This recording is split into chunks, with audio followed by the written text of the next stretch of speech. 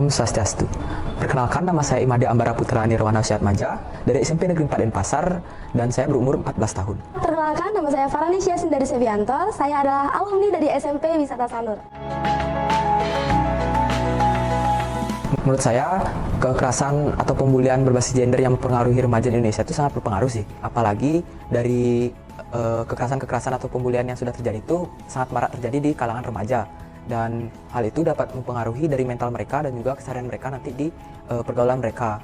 Dan dari Bara sendiri masih sering banget melihat kekerasan ataupun pembulian yang terjadi di sekolah Bara yang itu masih berbasis gender.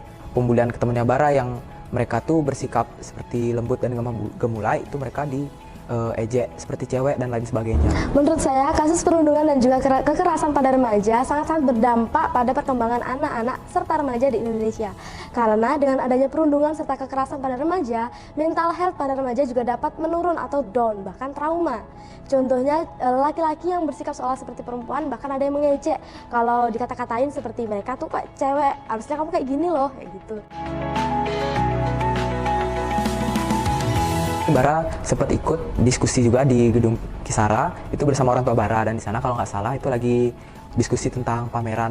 Dan di sana sih pengalaman Bara itu setelah ikutin diskusi itu sih sangat puas ya, karena di diskusi itu juga Bara sangat bebas untuk berekspresi dan juga di sana Bara bebas untuk menyampaikan pendapatnya Bara. Bara ada ikut yang namanya foto story. Nah, di foto story itu Bara sama guru-guru di sekolah Bara. Nah, di foto-foto itu kita membuat skenario sedemikian mungkin yang menyerupai tentang pembulian.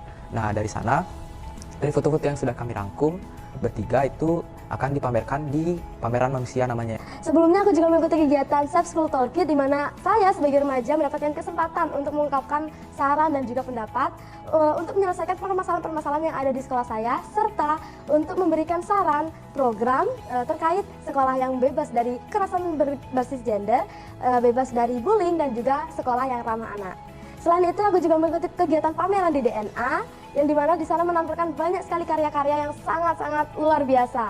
Contohnya adalah patung yang diwarnai sesuai dengan warna yang dirasakan hari ini. Perkenalkan, nama saya Feni.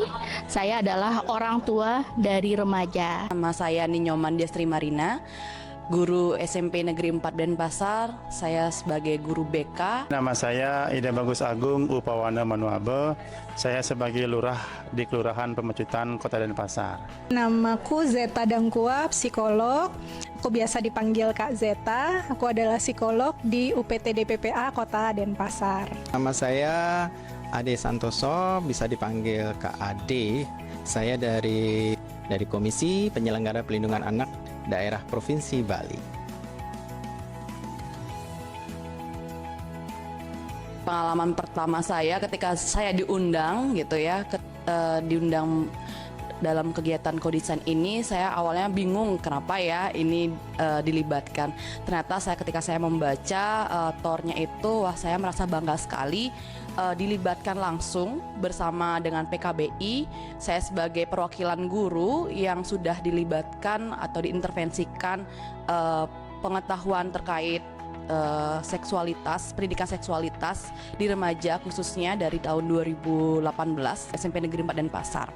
Nah, saya terlibat di situ berdiskusi bersama dengan para yayasan-yayasan maupun komunitas-komunitas yang isu-isunya terkait dengan kesehatan reproduksi seksualitas di remaja ini gitu. Nah, kita bercerita bagaimana pengalaman-pengalaman saya sebagai guru dalam menjelaskan atau mengintervensikan pendidikan seksualitas ini dan apa sih hambatan-hambatannya.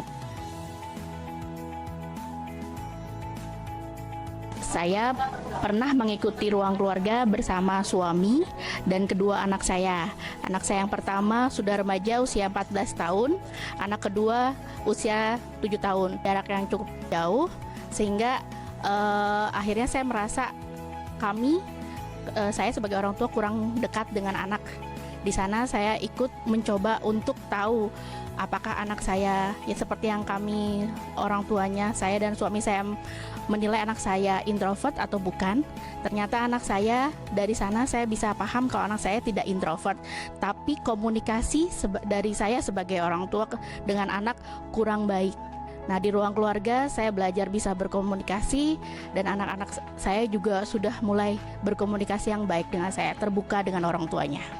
Saya pernah mengikuti uji coba yang di Photo Voice gitu ya, yang akan dipamerkan waktu itu di DNA. Photo Voice itu hal yang baru menurut saya, padahal itu sebenarnya sudah lama, tapi ini hal yang baru yang saya bisa dapatkan melalui PKBI.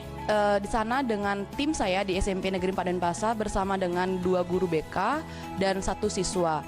Nah, kami diminta untuk isu yang diambil adalah terkait bullying.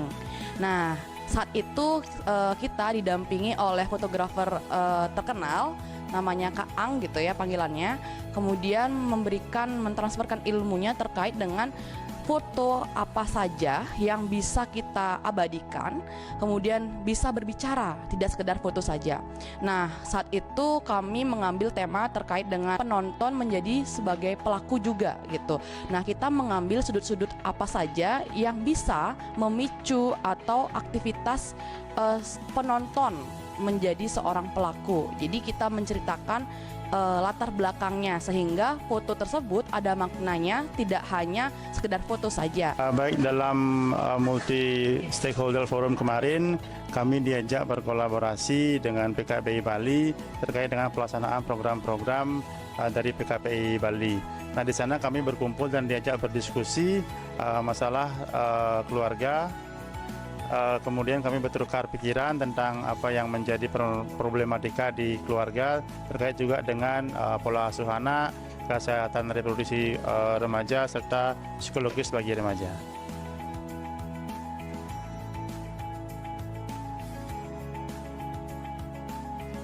Ini pengalaman yang menarik ya, jujur, karena pada prosesnya dalam paket Get for Youth ini ada banyak program-program interaktif begitu yang bisa juga menjadi peluang kolaborasi antara PKBI dengan instansi tempat aku bekerja, yaitu di UPT DPPA Kota Denpasar.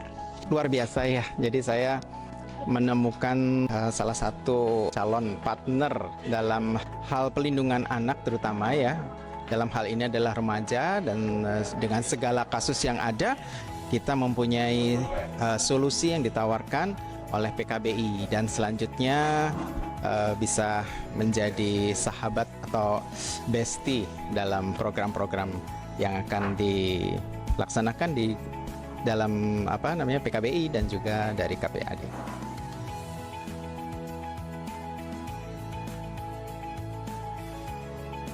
Semua prototipenya bagus, cuma memang yang berkesan di mata saya sebagai seorang orang tua, terlebih seorang ibu, adalah satu ruang keluarga, juga pameran. Nah, di sana dengan video interaktif dan sekolah ya, karena anak-anak saya menghabiskan waktu di sekolah ketimbang di rumah dan di komunitas, dan dia akan belajar untuk berkomunitas juga di luaran. Jadi saya ingin anak-anak saya lebih dapat masukan yang baik, yang positif dari program-program yang sudah dibuat. Dan ini sangat berkaitan di antara satu sama lainnya. Saya tidak bisa memilih satu gitu ya. Tapi ini menjadi sebuah berkesinambungan. Karena apa? Karena dari pertama itu sekolah aman, di mana sekolah aman itu sangat penting dan perlu dilakukan. Dan sekolah-sekolah itu paham bagaimana sih alur-alur dalam penanganan tentang kesehatan reproduksi ini, atau penanganan terkait dengan kejahatan gitu ya yang sering kita lihat gitu. Nah, agar siswa itu lebih nyaman bercerita dengan siapa. Dengan adanya alur-alur ini, kita juga perlu melibatkan pihak-pihak lainnya. Kita mereferalkan. Memang guru BK maupun sekolah tidak memiliki ahli, tapi kita percaya adanya referral inilah yang bisa membantu anak didik kita. Nah, selain itu ada program ruang keluarga. Ruang keluarga itu banyak sekali manfaatnya. Kita mengambil dari lini keluarga yang terkecil, sehingga dari pendidikan keluarga pun membuat anak didik kita bersama-sama ada materi dari keluarga, dan di sekolah pun jadinya nyambung gitu. Jadi ada keintiman satu sama lain dengan keluarga. Nah, kemudian media yang saya sangat tertarik itu adalah dengan menggunakan pameran itu yang saya dilibatkan Photo Voice itu. Dan juga ada interaktif video yang sangat menarik bagi anak-anak gitu ya. Tidak hanya anak-anak tapi untuk guru pun gitu ya. Karena apa? Terkadang kita melupakan seorang pendidik. Pendidik sebenarnya juga bisa jadi seorang pelaku. Pelaku apa? Pelaku bisa jadi pelaku bullying gitu kan. Karena memiliki kekuasaan. Nah, untuk itu agar tidak terjadinya lingkaran bullying itu, maka dari lini pendidikan dari seorang pendidik itu juga sangat perlu dan sangat penting mendapatkan pengetahuan tentang rundung ini. Tidak hanya selain rundung itu maupun dengan tema-tema yang lainnya. Baik, dari prototipe yang disampaikan tentunya semua sangat bermanfaat. Yang paling berkesan bagi saya adalah ketika saya berkesempatan untuk ikut serta dalam ruang keluarga. Jadi di sana saya, istri, kemudian anak-anak saling bisa bertukar pikiran, saling bisa memahami satu sama lain. Kami bisa belajar bagaimana memahami pola pikir anak-anak. Anak-anak pun bisa belajar untuk membangun komunikasi dengan orang tuanya. Di harapan saya setelah itu kami dan anak bisa berkomunikasi dengan lebih intens lagi. Nah, tentunya ada lagi yang menarik yaitu video interaktif di mana kami bisa menentukan sendiri ending cerita yang disampaikan, sehingga ini betul-betul membuka pikiran, cakrawala pikiran kami, bagaimana kami melatih atau mengasuh anak sehingga kedepannya mereka bisa memaksimalkan potensi sesuai dengan yang mereka miliki. Ya, sebenarnya dari paket Get for Youth ini ada 5 prototipe ya. Jadi saya tertarik dengan beberapa di antaranya gitu. Hanya saja sebagai profesi psikolog yang menurut saya paling penting dari semuanya itu di landasan awal, yaitu di ranah keluarga, yaitu ruang keluarga. Nah, saya tertarik ini dengan paketnya program Kartu Empati. Ini adalah salah satu kegiatan yang bisa membangun komunikasi yang sehat dalam keluarga sehingga bisa membangun ketahanan keluarga yang menjadi landasan nantinya untuk di hal-hal yang lain. Selain yang itu, saya juga tertarik dengan program Sekolah Aman. Karena sebagai profesi psikolog di UPTD PPA, tentu saja kami berjejaring dengan sekolah-sekolah untuk bisa menyediakan lingkungan yang aman, ramah anak, dan juga bebas dari bullying ataupun kekerasan terhadap anak. Terima kasih.